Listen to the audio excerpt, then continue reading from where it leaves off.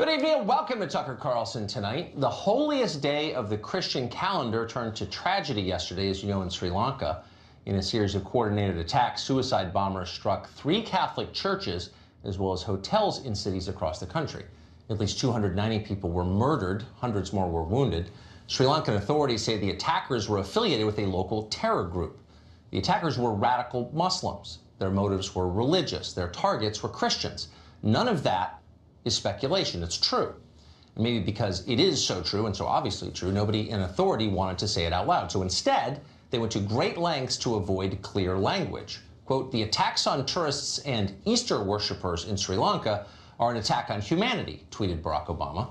Hillary Clinton used the same awkward phrase. "I'm praying for everyone affected by today's horrific attack on Easter worshippers and travelers in Sri Lanka," she wrote. Easter worshippers. Why not just say Christians? Nobody worships Easter. There's a reason, of course. Euphemisms are never accidental. Our leaders believe Christians are the problem. They're the dangerous ones. They can't be trusted. Tell them the truth and they might go crazy and organize a new crusade, unsheath their swords and march on Jerusalem. You never know with Christians. Just tonight, the Washington Post ran a story with this headline, quote, "Sri Lanka church bombings stoke far-right anger in West." As if you'd have to be some kind of Nazi to be upset about church bombings. That's what they seem to think. That's why our leaders consistently ignore the persecution of Christians around the world. When U.S. policy contributes to that persecution, and it does, they say nothing about it. For example, less than 20 years after we overthrew Saddam Hussein, 3/4 of Iraq's once thriving Christian population is gone. They've either been murdered by Islamic extremists, ISIS in some cases, or they've been driven out of the country as refugees. In Syria, Christians lived for generations under the protection of the Assad family. You're not allowed to say that anymore or even know it, but it doesn't make it any less true. It is true. And you can talk to the hundreds of thousands of Christians who fled the country since the U.S. began supporting the overthrow of Bashar al-Assad if you want to know details. But no one in the American media ever asks their opinion. Nobody cares.